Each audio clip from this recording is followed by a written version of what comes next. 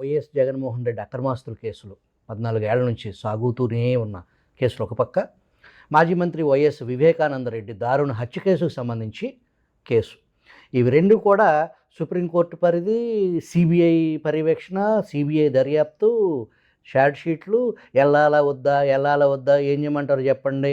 ఈ దోబూచులాటలో మీ పార్టీ సానుభూతి పరులు కానీ, తటస్థులు కానీ, కామన్ పబ్లిక్, ఈవెన్ సోషల్ మీడియాలో యాక్టివ్గా ఉన్నటువంటి అభిప్రాయాల ప్రకారం మెజారిటీ అభిప్రాయాలు కొన్ని కేసుల వ్యవహారంలో కేంద్రం నుంచి జగన్మోహన్ రెడ్డికి బ్లెస్సింగ్స్ ఉన్నాయి అనే ఒక చర్చ అయితే తీవ్రంగా నడుస్తుంది. అలా ఉండబట్టే అవి ముందుకెళ్ళటం లేదు అనేది ఒక రకమైన అర్థం. దానికి ఆ అర్థాన్ని అదే అర్థం అన్నట్టుగా ఇక్కడ ఉన్నటువంటి అధికార పార్టీలో ప్రధాన భాగస్వామి టీడీపీ ఆఫ్ ద రికార్డు ఏదన్నా చెప్పుకునేదానికి అవకాశం ఉంటుంది, ఎందుకు స్పీడ్ అవ్వట్లేదు అనేదానికి. అయితే మీ కేసు విషయంలో వచ్చేటప్పటికి ఇక్కడ కేంద్రంతో సంబంధం లేదు, ఓన్లీ రాష్ట్ర ప్రభుత్వం. అందున మీరు కీలకమైన రాజ్యాంగబద్ధమైన పదవిలో ఉన్నటువంటి వ్యక్తికి సంబంధించిన కేసు ఏదో ఒకటి తేల్చేయకుండా ఈ నాంచటం అనేది ఎటువంటి మెసేజ్ వెళ్తుంది? కరెక్ట్ మెసేజ్ అయితే వెళ్ళదు. సరే, ఇందాక మీరు చాలా వివరంగా మాట్లాడి నన్ను ప్రశ్న వేయకుండా నన్ను రక్షించినందుకు నేను ఎంతో నా హర్షం వెలిపుచ్చుతూ, ఇదేంట్రా బాబు నాకు, ఎందుకంటే నేను రాజ్యాంగబద్ధ పదవిలో ఉన్న జగన్మోహన్ రెడ్డి గారు మా ఎమ్మెల్యే మీద నేను ఎప్పుడు నెగిటివ్గా మాట్లాడకూడదు కూడా. సో కాబట్టి మీరు ప్రశ్న అడుగుతున్నారేమో, నాకు సంబంధం లేదు అని చెప్పాలనుకున్నా, కానీ మీరు అది ప్రశ్నగా కాకుండా నన్ను వేయబోయే ప్రశ్నకి నా సమాధానం అవసరం లేకుండా ప్రశ్న మీరే సమాధానం మీరే చెప్పేసి,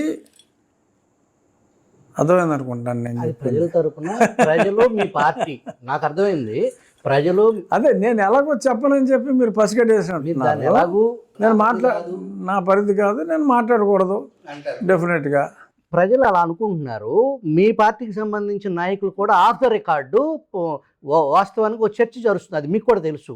ఏదన్నా ఉంటే నాకేం తెలియదు, బట్ ఇది ఎస్ మీరు అడిగిన ప్రశ్నకి ఖచ్చితంగా రాజుగారు కూడా ఇన్ని తన్నులు తిని మరి అందరికన్నా ముందే మేల్కొని మరి తొలికోడు కూర్చున్నట్టు ప్రజలారా మేల్కొనండి అని చెప్పి మరి మాట్లాడినందుకు మరి విభత్సమైన మరి శిక్షని అనుభవించి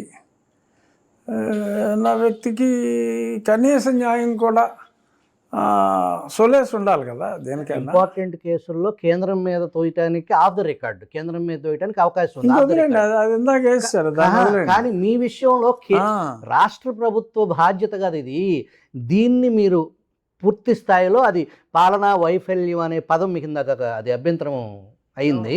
మళ్ళీ నేను దాని చుట్టే వస్తున్నాను, ఎందుకంటే అది విచ్ ఇస్ వెరీ ఇంపార్టెంట్. పైగా ఎంతో కొంత రాజ్యాంగబద్ధ పదవిలో ఉండి అందరితో మాట్లాడగలిగిన పొజిషన్లో ఉన్న పదవిలో ఉండి కూడా మరి ఏమి ముందుకెళ్ళలేని, పైగా ఎవరినైతే మరి A1గా ఉన్నారో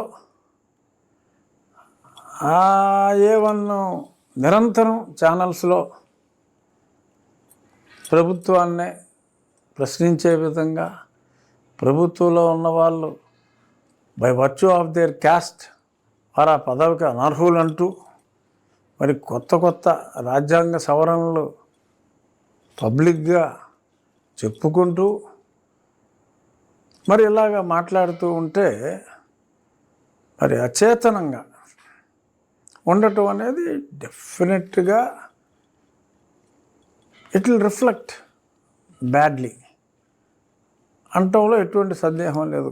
కానీ మరి అద్భుతమైన పరిపాలన అదర్ యాంగిల్స్లో, ఈ యాంగిల్లో కాదు, అదర్ యాంగిల్స్లో మంచి పరిపాలన, మరి ఇన్ని కష్టాలు ఉన్నా సరే, మరి ఆర్థికంగా ఇన్ని ఇబ్బందులు ఉన్నా సరే, మరి సంసారాన్ని నెట్టుకొస్తూ ఓ పక్కన ఇండస్ట్రియల్ డెవలప్మెంట్ చేస్తూ